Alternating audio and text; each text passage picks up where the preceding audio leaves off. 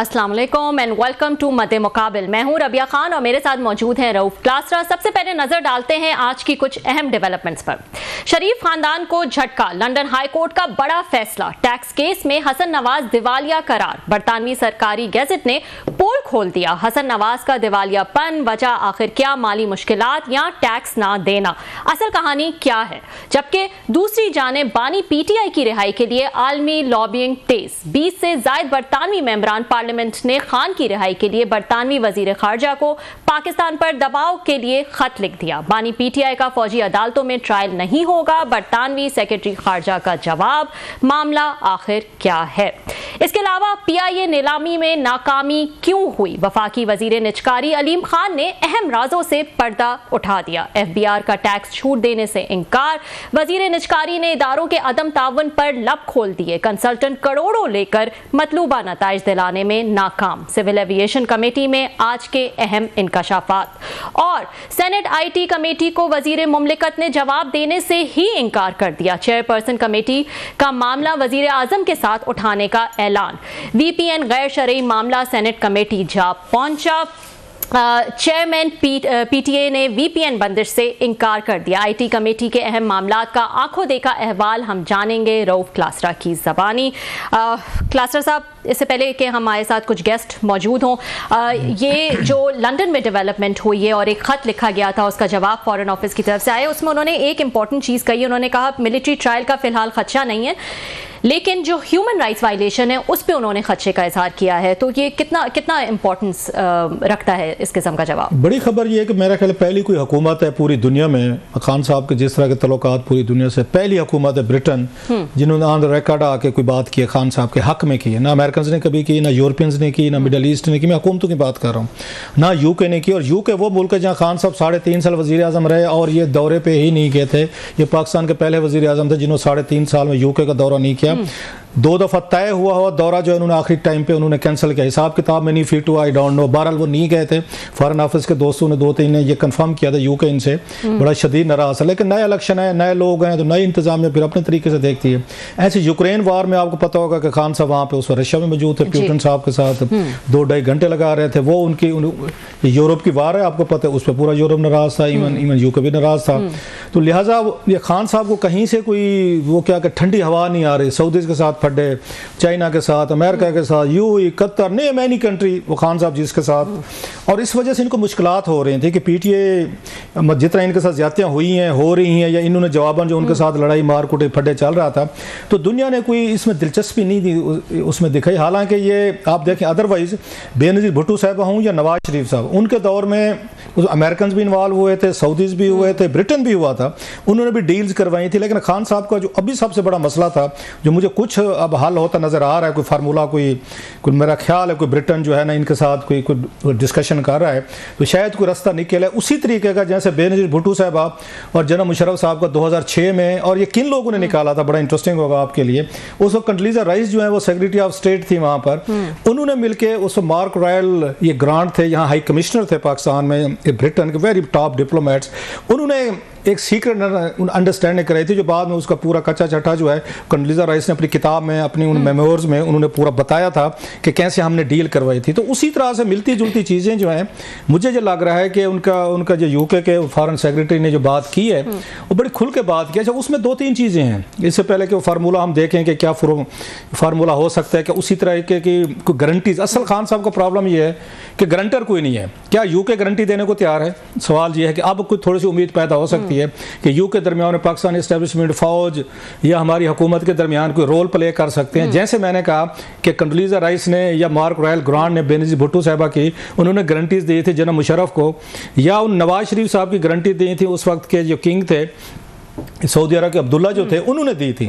तो क्या यूके इस वक्त खान साहब की कोई गारंटी देगा, या वो कहेगा नहीं इनको छोड़ दें और फिर खान साहब और उनके हामी जो हैं वो पाकिस्तान में जैसे ये पहले हो रहा था उसी तरह की चीज़ें। But no, it's very obvious, और ये बड़ी मेरे हार्टनिंग चीज़ होगी ये पीटीआई के लोगों के लिए कि पहली दफ़ा दुनिया के 215 मुल्कों में से खान साहब के तल्लुकात जो बने हुए थे, एक मुल्क उनके हक में बोला है कि इनके साथ ज्यादती हो रही है, ह्यूमन राइट्स अब्यूजेस हो रही है, फ्रीडम ऑफ स्पीच के प्रॉब्लम हो रहे हैं, दीगर चीज़ें। एक साइड पर तो उन्होंने ये कहा है, साथ में उन्होंने कहा हमारे जो ऑफिसर्स हैं, मीन जो इनका ये हाई कमीशन है यहाँ पे, वो मॉनिटरिंग भी कर रहे हैं कि खान साहब के हालात वाक़यात, अदालतें या प्रोसेस या मिलिट्री कोर्ट्स जो हैं वो क्या करने वाले हैं। और अच्छी चीज़ उन्होंने ये बताई है, जिससे ब्रिटेन ने अगर ये ओपनली अपने लेटर में जो उन्होंने लिखा है कि खान साहब का मिलिट्री ट्रायल नहीं हो रहा, जिससे मुझे ये लगता है फौज मिलिट्री ट्रायल ये नहीं करेगी, वो महज इनका त्राह निकाल देती है हर दफ़ा।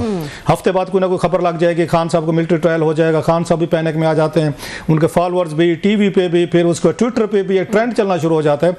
तो लगता ही है कि हफ्ते 15 दिन बाद वो उसका मिलिट्री ये ट्रायल का उनको दिखा के ना, एक ड्रावा दे के वो खान साहब का और इनकी पार्टी को ज़रा मेरा ख्याल एस्टेब्लिशमेंट जो है वो थोड़ा सा वो करती रहती है, इनको परेशान करती रहती है। तो अब वो लगता है कि वो मसला जो है किसी हद तक वो ब्रिटेन अगर ये कह रहे जी हाँ कि हमें, हमारी अंडरस्टैंडिंग है, उनका ख्याल है कि खान साहब को मिलिट्री ट्रायल नहीं होगा। और इससे पहले अगर थोड़ा सा जाएं, ये पहली दफ़ा रेस्क्यू नहीं कर रहे ये यूके वाले, इन्होंने पहले भी किया था, इन्होंने सीक्रेटली किया था, अब ओपनली किया है। अच्छा। वो इन्होंने इनको किया था, बेल आउट किया था, जब यहाँ पे आपको याद है ये खान साहब ने 1971 वाली एक वीडियो बना के ट्वीट की थी, जिस पे इन्होंने कैबिनेट में लेकर गए थे कि हम इसको पीटीआई को बैन भी करेंगे और ये खान साहब पे हम बगावत का पर्चा भी करेंगे। बकायदा पार्लियामेंट में आई थी, कैबिनेट की आपको याद होगा, बिल शील बन गए थे। उस वक्त भी सोर्सेज ये कहते हैं ब्रिटेन ने यहाँ हुकूमत पाकिस्तान और हमारी इस्टेब्लिशमेंट को रोका था कि खान साहब को भी आपने इनको सेडिशन चार्जेस नहीं लगाने और पार्टी बैन भी नहीं करनी, और उसके बाद यकदम खामोशी हो गई थी। नोट करें, हालांकि पार्लियामेंट तक बात पहुंच गई थी, बिल बन गया था, कुछ हुआ नहीं, इसलिए नहीं हुआ था कि बिल बन गया था, कैबिनेट अप्रूवल दे दी थी, पार्लियामेंट में पेश होने थे, रेजोल्यूशन वगैरह हो गई थी। रीजन क्या थी कि ब्रिटेन ने पीछे से बैठ के इनको वो किया था, रोका था कि ये काम नहीं करना, बिल्कुल खामोशी हो गई थी। अब नवाज शरीफ साहब, इनकी फैमिली के इतने स्टेक्स हैं, इवन जरदारी साहब के भी, कि ब्रिटेन को ना नहीं कर सकते कि जनाब कि हमने, क्योंकि रहना वहीं पे, जदादें वहीं है, बच्चे वहीं है, सारा कुछ तो उनका वहीं है। एक और चीज़ बड़ी इसमें इंटरेस्टिंग है कि यहाँ मशहूर है, इसको इस लतीफ़ा कह लें, हिकायत कह लें, कि अमेरिकन ने जब भी कोई डल्टी काम लेना हो ना पाकिस्तान से, मतलब बहुत सारे होते हैं हुकूमतों के, तो ब्रिटेन को कहते हैं। ब्रिटेन ने उनको कहा हुआ है कि जब आपने पाकिस्तान की कोई काम लेना हो हमें बताया करें। अच्छा, ब्रिटेन का जो लेने का स्टाइल है ना पाकिस्तान से काम का, वो बड़ा खूबसूरत है। अमेरिकन से बड़ी सीधा आके टक्कर मारते हैं ना, जैसे उसने मेरा रिचर्ड आर्मिटेज ने जनरल मुशर्रफ को कॉल की थी कि भाई साहब, या उनका कॉरन पॉल की कहते हैं कि उन्होंने की थी 9/11 के बाद कि हमें अड्डे दे दें, अब नहीं देंगे तो we will bomb you too अगर बैक टू, वो उसमें मेरा ख्याल है वो क्या कहता है, केज, सारी जो उन्होंने कहा था कि हम आपको हशर नशर आपका कर देंगे या उसको केव एज में ले जाएंगे, तो वो ओपनली करते हैं, थ्रेट करते हैं, इधर यू आर विद अस और अगेंस्ट अस, जो अमेरिकन स्टाइल डायरेक्ट थ्रेट सीधा। ये नहीं करते, ये थोड़ा सा डिप्लोमेटिकली हैंडल करते। और ये ब्रिटेन हमेशा बताता है अमेरिका, भाई साहब हमने 150-200 साल रूल किया, ये हमारी कॉलोनी रहे हैं। अच्छा, अमेरिकन भी कॉलोनी रहे हैं वैसे इसकी, ब्रिटेन की, वो भी लोगों को पता होना चाहिए। लिहाजा हमें पता है कि हमने कहाँ किस किस को कैसे करना है, ये काम हमें दें। बेनजीर भुट्टो और मुशर्रफ की डील करानी थी, तो भी उसमें जैसे मैंने कहा हाई कमिश्नर जो थे इस ब्रिटेन के, उन्हें लाया गया था। अब फॉरेन सेक्रेटरी साहब ने जो बात की है, इससे कोई थोड़ी सी उम्मीद उनको पैदा हो सकती है। हुकूमत पाकिस्तान भी बड़ी केयरफुल होगी कि एक Britain is a very important country, आप उसको इग्नोर नहीं कर सकते फॉर मैनी रीजन। लेकिन साथ में उन्होंने एक और भी काम किया इसमें, जो लेटर लिखा है उन्होंने और सेक्रेटरी साहब ने, फॉरेन सेक्रेटरी ने, जो मेरा ख्याल तवज्जो नहीं की बहुत सारे लोगों की उस पर, उनके फॉरेन सेक्रेटरी कॉमनवेल्थ के जो FCO के जो हैं, उन्होंने कहा जनाब कि जो यहाँ पे ये 26वीं ये तरमीम हुई है, ये पार्लियामेंट ने की है, लिहाजा जो अदालती रिफॉर्म्स हुई हैं तो उन्होंने पार्लियामेंट की सुप्रीमेसी मानी है। सो वो हुकूमत को भी मानते हैं, जिसको इमरान खान साहब नहीं मानते, इनकी पार्टी नहीं मानती, रिगिंग, धांधली, वो धांधली वगैरह वाली चीज़ें उस तरीके की उन्होंने मेंशन नहीं की। जैसे कि US के उन सेनेटर या कांग्रेसमैन का बड़ा सख्त लेटर जो अभी 15 नवंबर वाला है, वो एक अलहदा कहानी है। यहाँ पे इन्होंने इस हुकूमत को भी मानता है, मतलब UK हुकूमत को भी मानता है, वो पार्लियामेंट को भी मानता है, वो शहबाज शरीफ को वज़ीर आज़म भी मानता है, और सबसे बढ़कर वो 26वीं तरमीम को भी मानता है, जो उन्होंने कहा है कि ना ये पाकिस्तान का इंटरनल जुडिशल मैटर है, हम इसमें तो नहीं पड़ता, लेकिन हमारी जो कंसर्न्स हैं फर्दर ह्यूमन राइट्स की हैं, फ्रीडम ऑफ एक्सप्रेशन की हैं, खान साहब को जेल में रखा हुआ है, मिलिट्री ट्रायल कर रहे हैं, इन पे हमारी कंसर्न्स हैं और हम उनके साथ राब्ते में। इधर से उन्होंने PTI को खुश कर दिया कि हम आपके साथ हैं और नहीं होने देंगे मिलिट्री ट्रायल। साथ में उन्होंने शहबाज शरीफ साहब की हुकूमत को भी खुश कर दिया है कि भाई साहब कोर्ट्स के मामलात आपके, भाई साहब आपने 26 से वो तरमीम की है ना, आपने अदालत का आगे पीछे जो करना था कर लिया, जुडिशल कमीशन बना लिया आपने, वहाँ में 2 आप सुप्रीम कोर्ट बना ली, 2 अदालतें बना ली, नहीं बन गई, दीगर बन गई, हमें कोई प्रॉब्लम नहीं, आपकी पार्लियामेंट है, आप जाने अदालतें जाने। और खान साहब पर उनको शिकायत ही है कि जनाब 26 तरमीम के जरिए इन्होंने पूरा जुडिशल प्रोसेस को उड़ा के रख दिया, पूरी की पूरी आपने कोर्ट्स उड़ा दिए, आपने उनको टूथलेस कर दिया। सो अल्लाह के फजल से उन्होंने दोनों को खुश कर दिया। तो ये बताए ना कि कितना प्रेशर जो है वो डाल सकती है इस किस्म की स्टेटमेंट्स अगर वहाँ के फॉरेन ऑफिस से आई हैं कि ह्यूमन राइट्स वायलेशन पे हमारी नजरें हैं, अगर वो इस तरह की बातें करते हैं तो कितना प्रेशर जो है वो लेगी यहाँ की गवर्नमेंट? आप ये जहन में रखें, ये मतलब अभी आवाज़ें उठना शुरू हो गई हैं। मेरा ये ख्याल है कि अब ये मोर ओवर कर रही है, हमारी एस्टेब्लिशमेंट कर रही है, हमारी हुकूमत कर रही है। जितना एक मुझे याद है कि हमारे साथ ये फवाद चौधरी साहब थे, क्लिप भी पड़ा हुआ किसी वक्त दिखाएंगे, तो वो हमारे साथ थे। मेरे ख्याल 23 या 22 अप्रैल का था जब हुकूमत खान साहब के टूटे हुए ना कोई 10 दिन हुए थे। 11 को गए, 22 को हमने अपने शो में लिया था, GTV पे थे। तो चौधरी साहब उस वक्त बिल्कुल आपको पता, चौधरी साहब बीइंग ए मैवरिक, वो अच्छी खासी धमकियां तड़ियां दे रहे थे, जैसे पॉलिटिकल में बात कर रहा हूँ। तो उन्होंने कहा, तो मैंने उनको कहा, मैं कि सर जी आपको लगता नहीं है कि जानबूझ के आपको थोड़ी सी स्पेस दी जा रही है कि एक दिन आपकी बहुत बड़ी वारदात डालें और वो नीचे से क्लीन खींच लें? वही कुछ हुआ 9 में, वही कुछ हुआ कि वो देते गए स्पेस, देते गए। सो मैं ये समझता हूँ कि वही एस्टेब्लिशमेंट को काम नहीं करना चाहिए कि आप भी उसी तरीके का दबाव, जैसे खान साहब ने अपना 11 अप्रैल से लेके 9 मई तक के दरमियान उन्होंने कहा कि मुझे रोकने वाली कोई नहीं है। Sorry to ultimately they did a damage lastly.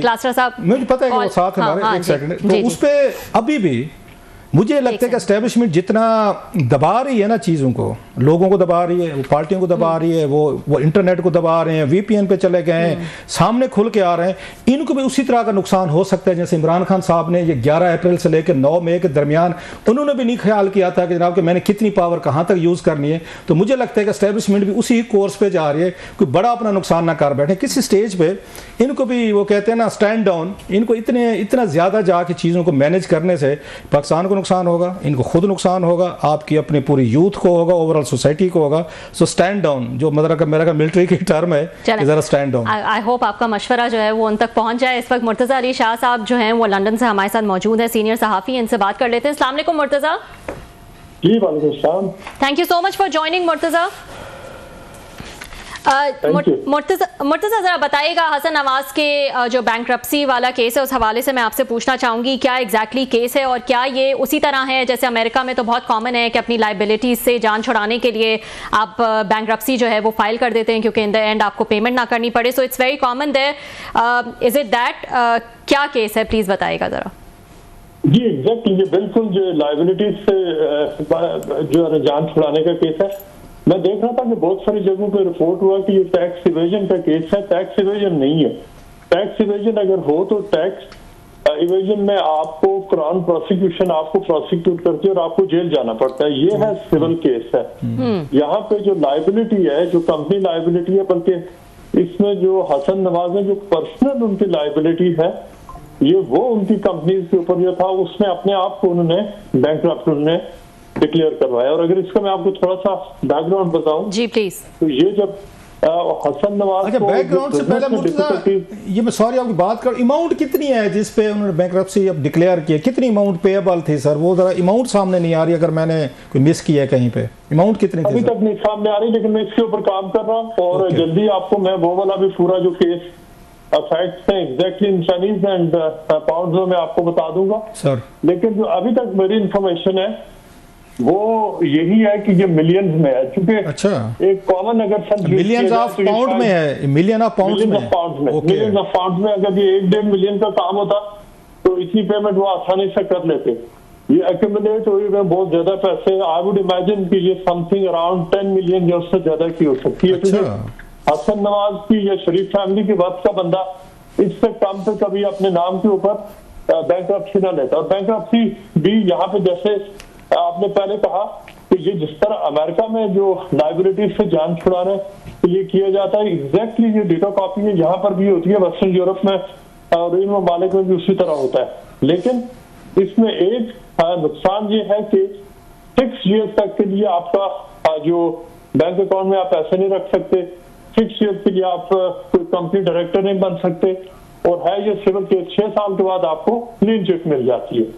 लेकिन अब यहाँ पे और भी बहुत सारे कवानीन आ रहे हैं इस हवाले से, हुकूमत इन लूप होल्स को वो स्ट्रेंथन करने के लिए। लेकिन बहरहाल जो बैंकरप्सी जो सिंपल टर्म्स में वही लोग लेते हैं जो जिनके ऊपर यहाँ अच्छा एक और तरीका है कि बहुत सारे लोग जो केसेस हार जाते हैं डेफामेशन केसेस आ जाते हैं, वो कंपनी की बैंकरप्सी दे देते हैं और कंपनी में ओबीएसटी को डायरेक्टर होता है, वो अपने नाम के ऊपर।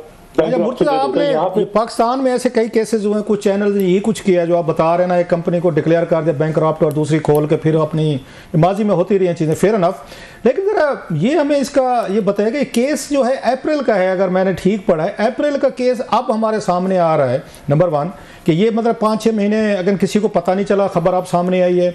दूसरा ये है कि आपकी उनसे कोई बातचीत नहीं हुई, उनके हसन नवाज से, उनकी फैमिली से? साफ ज़रा आप मिलते रहते हैं, बीइंग ए जर्नलिस्ट आप उनसे वर्जन भी लेते हैं, वर्जन लेने की आपने कोशिश नहीं की कि क्यों बैंकरप्सी डिक्लेयर की है और कितने पैसे हैं, या क्या इतनी कैलकुलेशन की होगी ऑफ कोर्स उन्होंने, जो आप 6 साल वाली बता रहे हैं? कोई रब्ता नहीं हुआ आपका उनसे? सर, मैंने उसी वक्त उनको अपना वो क्वेश्चन लिख के भेज दिए थे जब हमारे स्टोरी कल सबसे पहले जो जियो पे चली थी उससे पहले, लेकिन उनका जवाब ये आया कि वो ट्रैवल में है और वो इस हवाले से रब्ता करेंगे, और अभी तक उन्होंने जवाब तो नहीं दिया। लेकिन चूंकि यहाँ पे वर्जन तो ऑब्वियसली ऐसे केस है, मतलब बंदा क्या वो इंटरव्यू देंगे, वो तो बहुत क्लियरली डेमोन्स्ट्रेटेड है कि हुआ क्या, और वो जो गजट है, ऑफिशियल गजट है, उस पर खबर आ गई।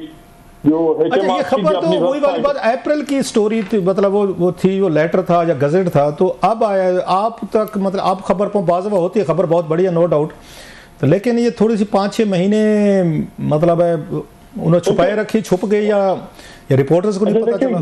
जहां तक खुलासा था मुझे जरूर पता था कि उनका जो इंसॉल्वेंसी कोर्ट है, रोल्स बिल्डिंग है, वहां पे कोई केस चल रहा है, लेकिन केस की एग्जैक्ट नेचर क्या थी ये नहीं पता चल सकी थी, इसलिए कि यहाँ पर लोगों के मुख्तलिफ मामला वो कोर्ट कचहरी में ही होते हैं। लेकिन एग्जैक्ट ये क्या इंसॉल्वेंसी की तरफ जाएगा, फ्रैंकली भी किसी को नहीं पता था। ये मुझे जरूर किसी ने इन्फॉर्म किया था कि हसन नवाज का जो टैक्स लायबिलिटीज के हवाले से कोई केस है, लेकिन ये केसेस तो ये भी मुझे बताया गया था कि ये जो कोविड के बाद जब कोविड आया था उस वक्त हसन नवाज का बिजनेस था, उसने सफर किया था, ब्रेक्सिट था, फिर कोविड था, फिर हसन नवाज के अपने हेल्थ के बड़े सीरियस इश्यूज चल रहे थे। यहाँ तक तो जनरल नॉलेज था, लेकिन ये अंदाजा किसी को नहीं था कि वो इवेंचुअली मतलब अपने आप को बैंकरप्ट डिक्लेयर करेंगे। अच्छा, आपको मुर्तजा याद होगा, आप स्टोरी फॉलो करते रहे, हम भी यहाँ से करते रहे, कि जब ये एवन फील्ड फ्लैट्स का मामला आया था तो उस वक्त भी हसन नवाज के इंटरव्यू ने प्रॉब्लम पैदा किए थे। इफ़ यू रिमेंबर, BBC के साथ जो इंटरव्यू दिया था उसमें उन्होंने कहा था मुझे रेंट पे रह रहे हैं, इस तरह की चीज़ें, पहले बयान थे शायद हमारी प्रॉपर्टी है। उस वक्त भी मेरा ख्याल है हसन नवाज का जो इंटरव्यू था तो वही वो शरीफ फैमिली के लिए प्रॉब्लमेटिक बना था। फिर उनका एक अपने आप को डिक्लेयर करना बैंकरप्ट, अनदर एक स्कैंडल आएगा शरीफ फैमिली पे, इनकी बिजनेस ट्रांजैक्शन या इनकी बिजनेस इंटेग्रिटी पे।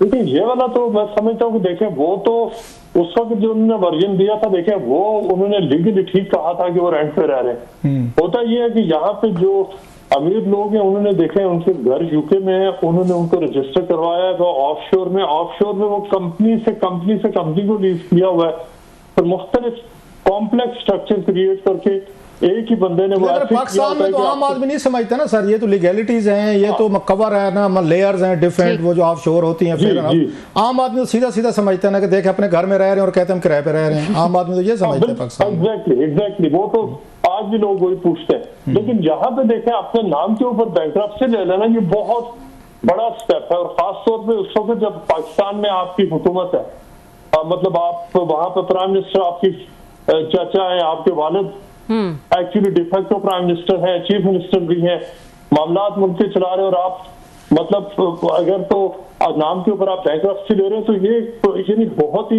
दो बातें, एक तो बहुत ही लेट बैक अप्रोच है और दूसरा ये पॉलिटिकली मतलब इमेज के हवाले से डेवस्टेटिंग है। अच्छा, आपने हमें क्योंकि लेट ज्वाइन किया था, जो आपका टाइम हम थोड़ा सा खुद खा गए, तो पूछना तो चाहेंगे लास्टली थोड़ा सा अगर कोई बताएं कि अभी जो यूके के फॉरेन सेक्रेटरी साहब ने इमरान खान साहब के हवाले से जो लेटर लिखे अपने MPs को जवाब दिया, उसमें उसको कैसे देखते हैं कि पहली दफ़ा कोई मुल्क है यूरोप में हो या पूरी दुनिया में फर्स्ट कंट्री जिनके फॉरेन सेक्रेटरी इमरान खान साहब के हवाले से अपनी उन सपोर्ट का भी उन्होंने इंडिया दिया है, मिलिट्री ट्रायल के खिलाफ बात किया, ह्यूमन राइट्स अब्यूजेज हों, इलेक्शन वगैरह दीगर चीज़ें, इसको आप कैसे देखते हैं कि यूके की पॉलिसी में चेंज आ रहा है? माजी की जो हुकूमतें थीं उन्होंने कोई दिलचस्पी नहीं दिखाई थी खान साहब में, ये न्यू जो उनकी आई है लेबर पार्टी आई है, तो इनकी अप्रोच में चेंज है, खान साहब की तरफ सिंपैथेटिक है ये, और कुछ कर पाएंगे, रिहा करवा लेंगे?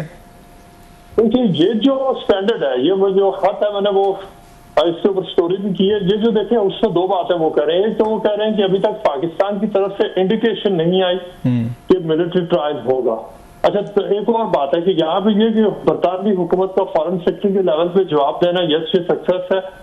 ये किसी मुल्क ने एक्चुअली हुकूमत लेवल पे जवाब दिया नहीं, जो कि पहला मुल्क है। दूसरा ये है कि वो ये कह रहे हैं कि अभी तक मिलिट्री ट्रायल की इंडिकेशन नहीं है, लेकिन उसके अलावा पूरा लेटर ये है, वो ये कहते हैं कि फॉर एग्जाम्पल जो जुडिशियल प्रोसेस है, जो कॉन्स्टिट्यूशनल अमेंडमेंट्स है, ये पाकिस्तान का अंदरूनी मामला। मुर्तज़ा में एक और इसमें इम्पोर्टेंट चीज़ है, मैं सॉरी आपकी बात काट रहा हूँ, खान साहब को तो 1.5 साल तो से ज़्यादा जेल में हो गया है।